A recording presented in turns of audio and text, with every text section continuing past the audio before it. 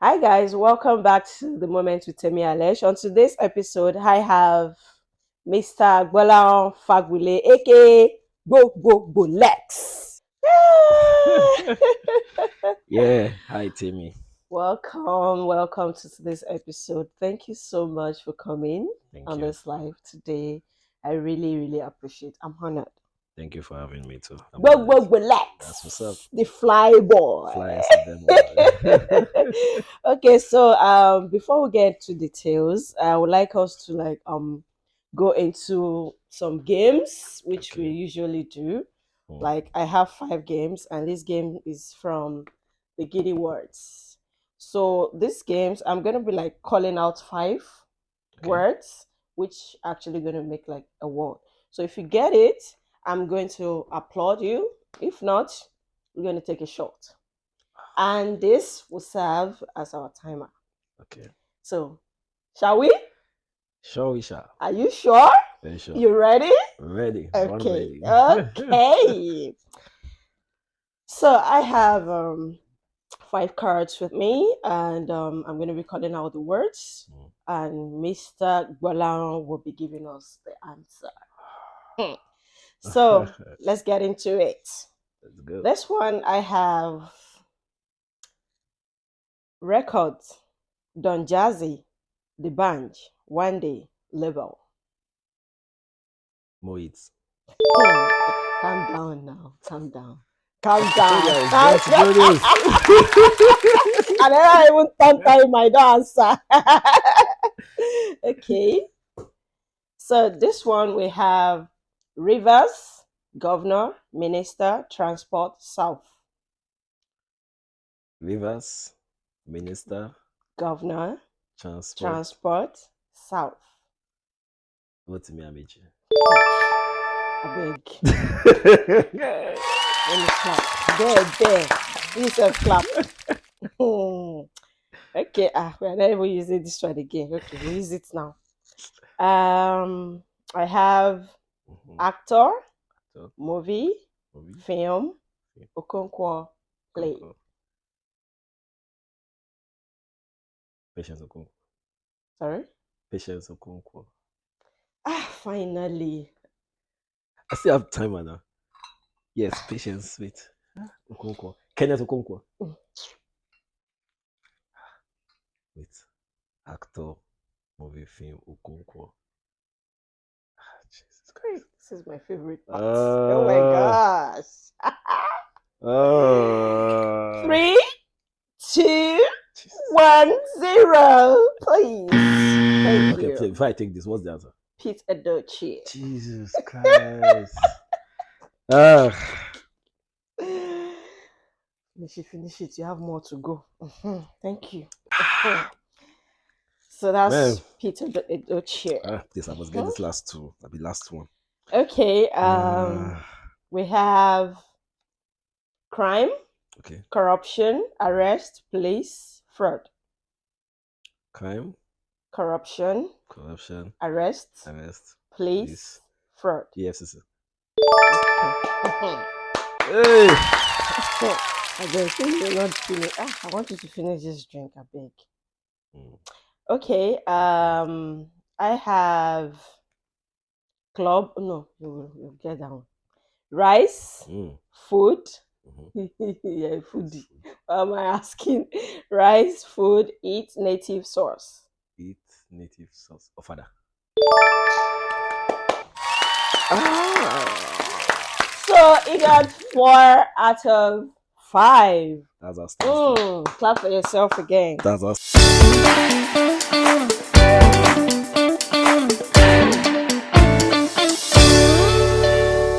So welcome back to the moment with Temi Alesh. I still have the fly boy, GBOLEX. That's what's up. So out of the 5 games, he actually got 4. Oh my god, I'm so pained because I want him to finish this drink. Sorry. Well, it's good. It's good. We'll try again next time.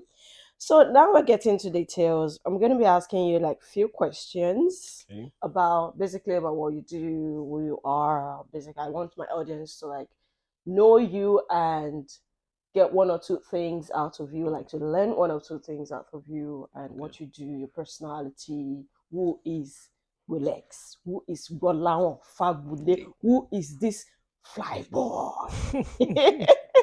So can you please tell us about yourself? Okay. Yeah. Hi, everyone.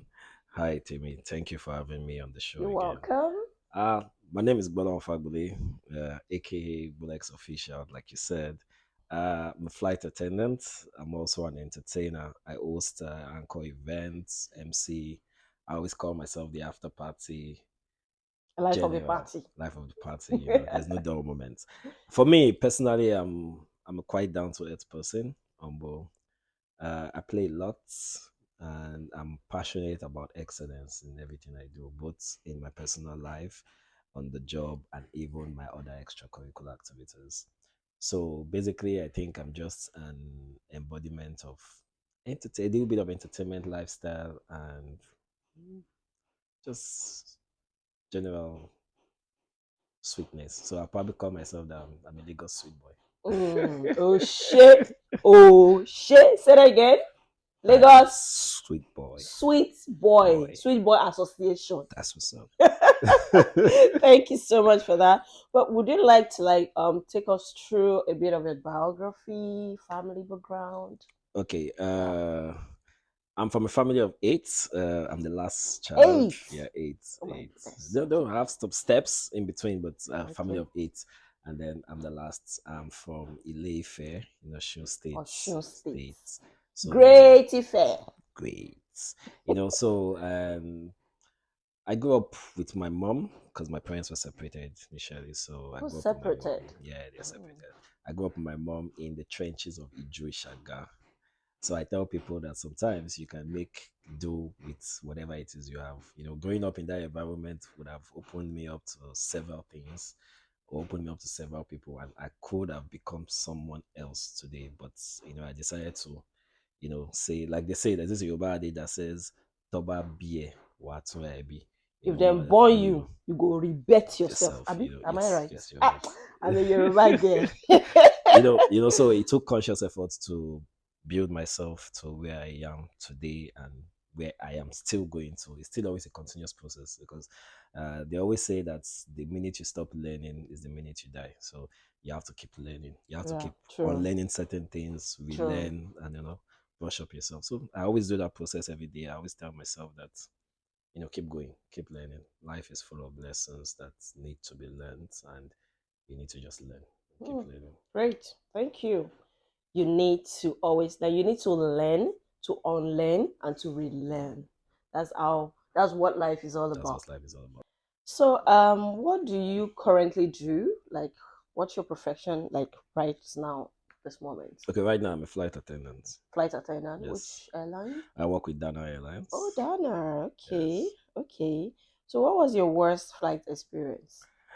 Worst flight experience. I won't say I've actually really had one because for us, turbulence is like normal thing. So you can get into a badass turbulence now, but I'm not scared.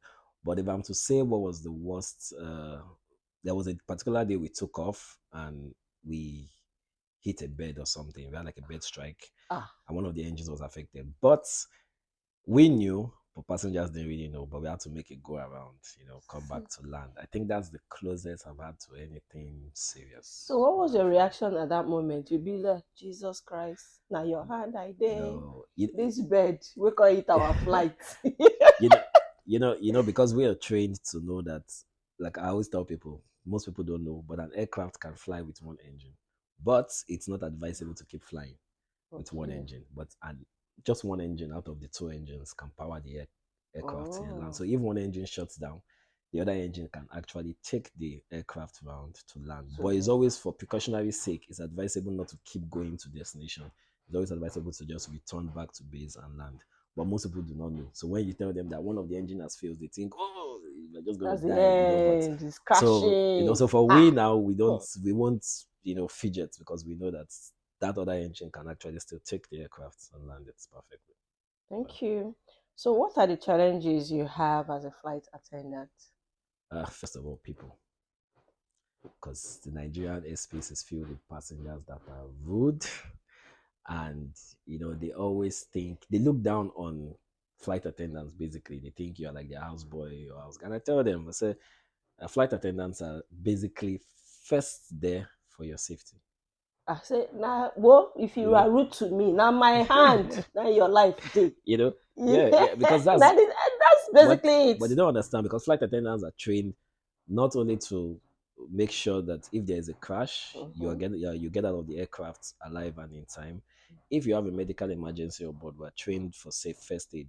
You can give CPR, you can detect when somebody is having an asthmatic attack, and even if the person doesn't have their inhaler there, you can actually Oh, you profile have solutions. We have everything on everything, and it. you can even profile Oh, solutions and all nice. that. If someone faints on the aircraft now, you know how to revive the person back. Is it If this mouth to mouth? yeah, that's the CPR. Who will That's now that's do when the that's mouth to when mouth? well these The days we don't. pilot. It should be the pilot. It should be the pilot come and do mouth to mouth. Then from there, you we know will start we our start wedding preparation.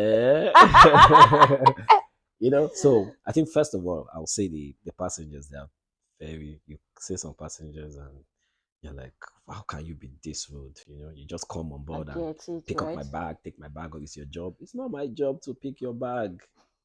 The worst I can do for you is to create space for you to put your bag. You put your bag in, pick up your bag. I can only assist you if I feel maybe you are True. elderly, you're sick, or you have a disability and all that, but not Mm-hmm. you are full, you're Able-bodied. full able-bodied and you just come and drop your bag and I won't pick it up. So first thing I think most The of the time it's just people, people. Dealing the with people can be really passengers. Mm. can really be I can something. even see the expression on your No. face, like staring on your Nah. okay, please, people, you don't treat flight attendants like your housemaid at home. Yeah. They've really gone to the Gone to aviation schools, trained, schools. and all that to be on that flight. I think Yeah. we should do better. So, what do you love about the job? The fact that I can travel, the fact that I meet people. You don't buy tickets. I don't buy tickets, yeah. You just Yes, I just wear my uniform and that's all. hmm, And also, you meet people from this different backgrounds, different spheres of life. I've been able to at least interact with people that I know that on a normal day it might take a lot of protocol, mm-hmm. to meet them. But on the flights, you have access to them. The other day I saw the Oni of Ife, and I went, I greeted him, I told him I was an Ife boy. And he prayed for me and we could talk. But it's the just being a flight attendant gives you that close proximity to these people that on a Mm-hmm. normal day is to take a lot of protocols Protocol to to meet meet. them. Yeah, So you can true. strike up friendships from there. And I've seen Mm. people that are big boys in their industries and we're friends, and they come on board and like, oh, brother, how you doing? It's been a while, Oh and wow, interesting. so it just gives you room to meet people. People That's for me. That's a from plus. the first class, the business That's class, you everywhere. just go in there, say That's a hello. high. Great. So, do you face anything like people? They're supposed to be on economy and they just rushed out to the business class, just take picture before going back to the economy. Do you guys have problem with that Well, or? I think we only face it sometimes, but most of the time when you face that is always maybe when you land, because it's a local flight. We don't stay on ground so much like international flight. International flights now stay on ground because you have to board like a 300 or something passengers, and Yeah, so someone might just stay in the business class and want to take pictures. But for the local flights, because it's a quick turnaround, most of the time you have those scenarios when we've landed and then somebody decides to wait after most everybody has gone and then want to quickly take a picture in the business class, let it look like I flew I business beg class, you, make I belong. so once we see them we just laugh like, Nah, okay. economy I buy, I no keep person. Abi, I don't know why. both business class economy now the same Same. destination. That's it. Thank you. So, can you tell me about the time you had to deal with difficult customer like passengers? Okay, there was a particular day like that, the one that is recent. There was this lady, we had a delay, yes, and then we we had shut the doors. We were about doing the safety demo. And then I realized that, our head was way higher than every other person sitting. And I'm looking like, the first thing that came to my mind was does this woman have a long neck? And I was like, okay, when when I'm done with the safety demo, I'll get there and deal with it. And then we finished the demo. And then I got to her and I realized that she had put a bag on the chair and sat on it. Oh, And wait. A bag on that chair and she yes, sat on it. sat on it. For what reason? And then so she couldn't even use the seatbelt. And then I approached her and I'm like, "Oh, madam, please, you need to put the bag under the seat or I put it up for you." And she goes, "No, I'm not touching the bag." And I'm like, "You can't It's for go our own like this. It's for safety. your safety." I kept on going and she's like, "No, you delayed us. I'm not putting the bag. I'm not using my belt. I'm not putting the bag down." And I'm like, "Madam, if you do not do that, I would have to get through to the cockpit and probably will have to turn back and drop you." She said, "I don't mind. I'll come down." Ah.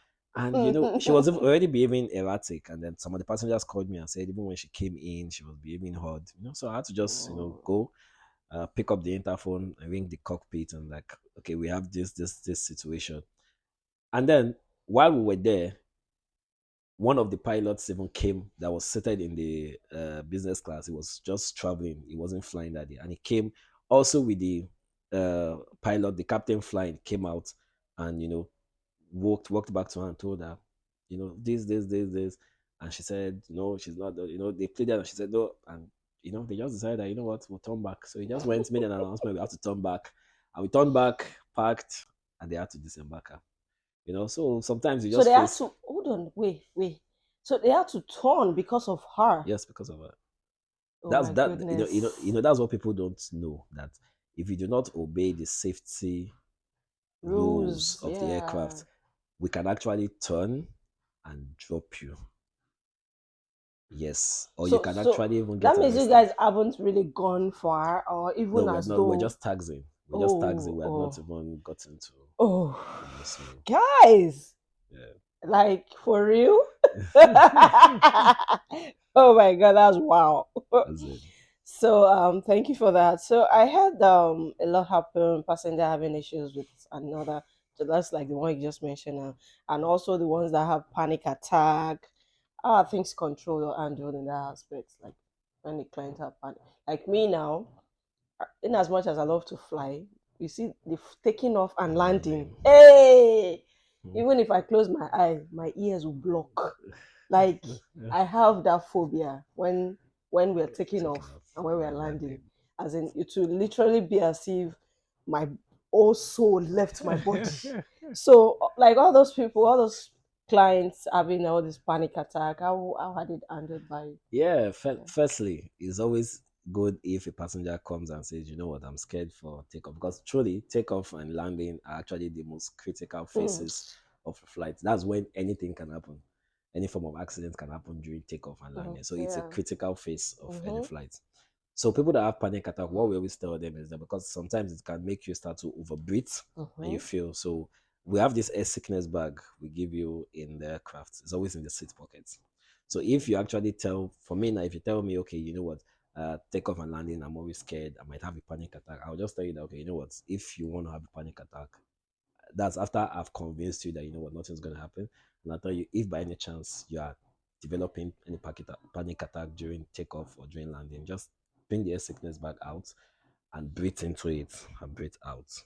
It will help you regulate you instead of you over breathing, because you can take in so much oxygen now and to Mm-hmm. lead to something else. Mm. So that's what we call hyperventilating.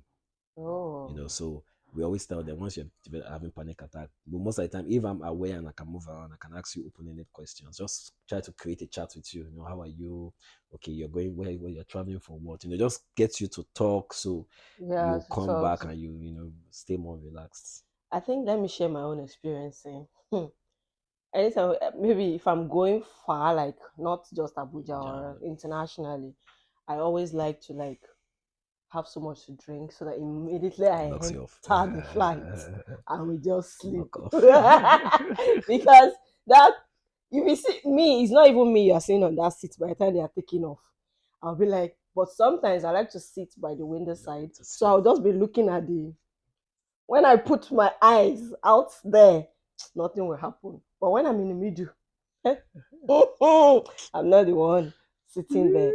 So my experience is like there was one I think was it British Airline or Lufthansa or something. So I had so much to drink Drink. that when we got to Germany, they had to wake me up. Like, ma'am, we are. I was the last person on the flight. They had to wake me up. Like, I don't take that taking off landing. I love to fly, but That's one of my challenges. Hmm. So, what can you tell the audience about the flight that they don't really know of? Okay, I think I already said one before. That's about the fact that an aircraft can be powered with one engine, and even if anything happens to the other one, uh, it will still land safely. Secondly, turbulence cannot bring down an aircraft. So stop. I always tell people stop kabashing because I've said when they are kabashing, I'm laughing. And I I've mean, seen let them I've kabash seen you. I've, It's only one life. I've been on a flight before where I was seated on my jump seat and we're experiencing turbulence and if you see the whole kabashi and I was just laughing. One of the guys looked back and said, you're laughing. And I'm like, so relax with the kabashing, people. Yeah. Turbulence cannot bring down an aircraft. It's fine. That's just for me as a professional flight attendant to you. I've flown like I fly like almost every day. So sometimes I do 5 flights and I do that consistently like almost every day. And I can tell you that turbulence can only shake the aircraft, can't bring it down. So relax, no worry. So, your first experience. There's always a first experience in every job. So, how was your first experience? Was like when you started work with Dana Air Flights. Well, I think for me, because I'd toned my mind to the fact that, during training I'd heard a lot and I'd made sure that, there's no what are you scared of? What are you So like people tell me when they meet you, like, you do this job and you're not scared that maybe anything can happen. I'm like, I don't think I am. I'm not thinking that there's going to be a crash one day. Well, we all would go someday, but I've told myself I'm not going to go through a crash. So I got to do my job every day. So I think even the first day I went on a flight as a flight attendant, it was just a regular day for me. And as a flight attendant, there are Mm, several things that you need to consistently do, and I do them effortlessly because for me, okay. you have to have a smile on your face. It's one of the uniforms. I smile a lot even on a normal day. So those things just came naturally and Naturally. seamless for me. Yeah. So basically, the first flight was just normal. Just normal. Just Okay. normal. Thank you. So how do Dana Hair handle the staff that there was a period that it was always Dana Hair crash, Dana Air crash, Dana Air crash. And I'm sure that most customers, I was part of the customer that like, no, let's pick Dana Air, they are crashing now. Let's choose another airline. So how do they really handle that? And those cabin crew that went during the crash, how did they handle? Is it that there is something for their family or there's something they need to do around? Well, Yeah. I'm guessing I wasn't with Dana here when the crash happened, but I'm guessing that probably there will have been an insurance policy in place that the families will have definitely been compensated. Okay. And I think after the crash, they sat up safety wise. Like they say, a higher percentage of crashes around the world always happens due to human error. We're all humans, Mm-hmm. so most of the time is someone probably having poor judgment about something Yeah. or poor decision making or just not like poor decision making intentionally, but that's how the person can make that decision at that time. So I think after the crash, I'm sure they sat up because it's been long. Yeah, every airline has its one or two small things, but I don't think they've Mm-hmm. ever had Mm-hmm. anything close to that Mm-hmm. crash again. So which means that I'm sure they went back to the drawing board and sat up and decided to improve on their safety policies, and I think it's working for them though Okay. for now. Cool. So how do your wife, your fiance, your mom react to whenever you're flying and you have to go for like hours before coming back to the house and all that? Well, I think everybody has gotten used to it. Even my friends have gotten used to the fact that they don't see me that often. Even it got as bad as they stopped even telling me about any social event. So I'll now be the one to call them and say, what's happening here? And they'll say, we are here. People I'm don't like, why did, forget why did me. you tell Oh. me? They'll say, we don't know, say you don't go to fly. I'm Ah, like, still tell me make una now. no forget me. I You know, never crash you. you I know, still dey work. so I think almost everybody has gotten used to the fact that if you call me and it doesn't go, I'm flying. If you text me and I did not respond or it doesn't deliver on social media platforms, I'm flying. And when I get back, I'll respond.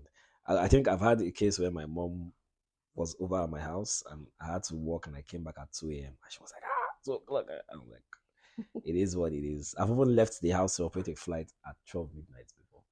12 Yes, they've midnight. called me out to operate a flight at 12 midnight. But when you already know the person's job, you just Just find a keep way of praying for getting used. them Yeah, you just find a way of getting used to it.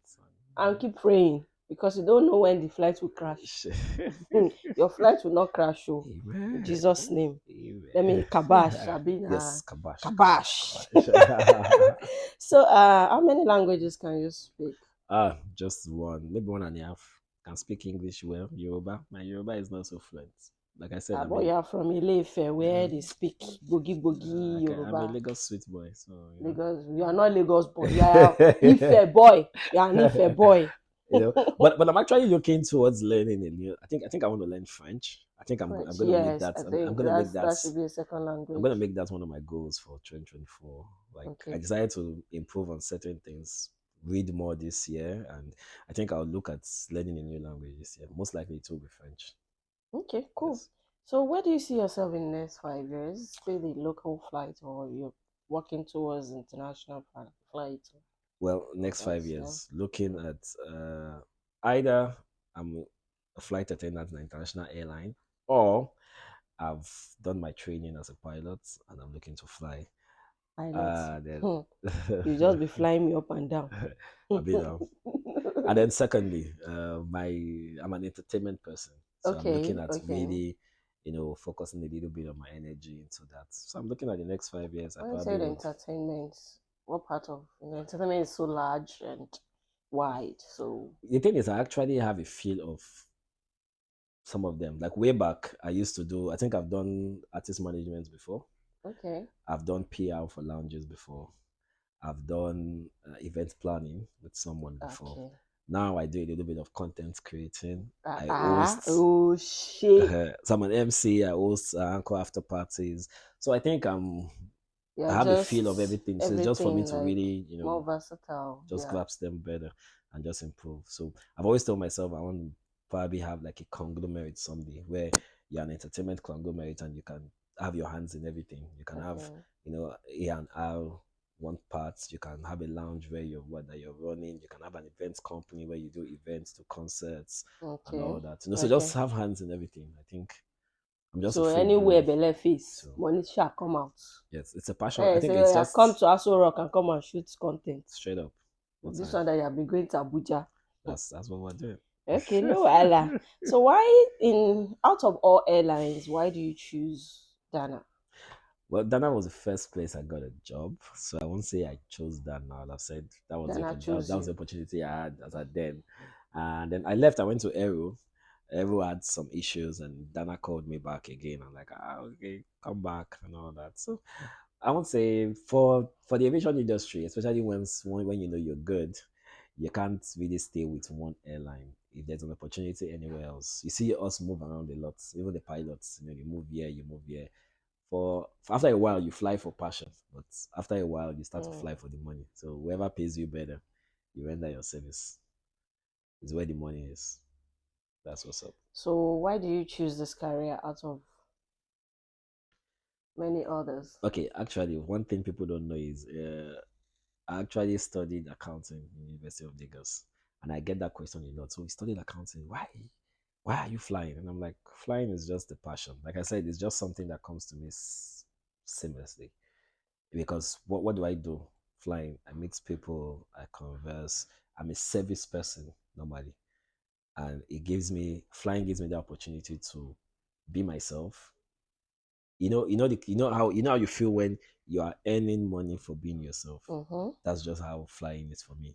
I'm being myself and I'm collecting the salary for it. So I'm not doing anything extraordinary. I'm not doing Ordinary. anything I'm not Out cracking my of the head to. ordinary, It's yeah. just something that comes to me naturally. I smile a lot. It's one of the things that you have to do as a flight attendant. I like to deal with people and have conversations. It's part of what the job entails. I'm a service person. It's part of what the job entails. I render service and also I think it came to me because it's just me being myself. That's all. Naturally. That's all. Cool. So which are you better at? Teamwork or alone? Teamwork. Teamwork. Hmm. Teamwork, you achieve the same goal. Like One goal. Teamwork makes the dream work. True. Three. Say that again. Teamwork makes the dream work. Teamwork makes the dream work. So teamwork. Don't work alone. Never work alone. What's that football? Liverpool. They always work alone. But teamwork is better off working alone. Thank you so much. So what advice would you give a younger person coming into this industry of flying and all that? What advice would you? Okay, first of all, like I always I get questions like this a lot online, and people say I want to be a flight attendant, and I tell them first, do you have passion for the job? True. Because it's not just That's about number one. because you feel you see flight attendants, Mm-hmm. strutting the terminal, going for their flight, and you feel, oh, they look so glamorous and all that. But there's a lot behind that. Like we Mm-hmm. go for trainings, we have intense trainings, brain Mm-hmm. work, we have physical activities where you have to fight fire, you have to ditch. Ditching is where you are trained to shoot in case the aircraft has to land in water. What do Mm-hmm. you do? So you go to a pool and practice. And I've seen it a lot where you have so many people who are scared of swimming, and then you as a flight attendant, you have the And be number trainings, one. and then you see them start to shout and cry, and I'm like, why are you crying? You didn't know the job entails, So for me, I'll just tell them, have passion for the job first of all. Learn. If you're not a patient person, you have to learn to be patient, because like they say, we have internal customers and external customers. Internal Mm-hmm. customers are your colleagues, Yeah. people you work together with from Mm-hmm. different departments in that Mm-hmm. airline. Then your external customers are the ones, the passengers that come on board. Mm-hmm. Both customers will frustrate you. True. You need to have True. patience, because True. dealing with your colleagues who have different thought process and coming from different backgrounds Can actually can be actually be exhausting. exhausting, Then you but still have the passengers. So you just really need to have patience. patience. You need to listen more than you talk on the job. Okay. And then you need to be the type of person that follows, because for aviation is more or less like when they tell you to do something like this, you need to do it. That's why we have the pilots carry out their checklist. Even with the cabin crew, we have checklists we use, but you see the Okay. pilots, once they are trying to get the aircraft ready, they always have checklists that they go through, both the first officer and the captain, and Mm-hmm. they read it out, and it's the same thing that the next pilot taking over will do. So we Okay. have it. You don't say because you don't want to do it, you want to just do your own thing. It doesn't work like that. So you have to be able to follow strict instructions. Okay. So if you have anger issues, you can't do it. You Yeah, can't. because one day you just when the customer just say, Voila. "Are you talking to me like that?" That is the end. That You know. so for you to be a fly boy, just like GBOLEX, Yeah. it requires lots of patience. And I think lots of patience is what most people actually lack in their marriages now, and that's why the marriages fall apart. These Gen Zs, millennial kind of, they don't have that patience. So they'll tell you that for better, for stay, Well, for worse, for I'll go. go. All right, guys. Thank you so much. Thank you so much, Thank you so Mr. much. Bolaon. Thank you for your time. Thank you. Thank you for enlightening our audience about the flight process and everything. We really appreciate you. Thank you. Thank you Thank for your you. presence. Thank you for everything. So, guys, we've come to an end to the end of this today's episode. And so, please kindly like, subscribe, and share my YouTube channels and Moments with Temi Alesh on Instagram, Moments Temi Alesh on YouTube. Thank you so much. See you in my next episode. Yeah. Bye. Bye.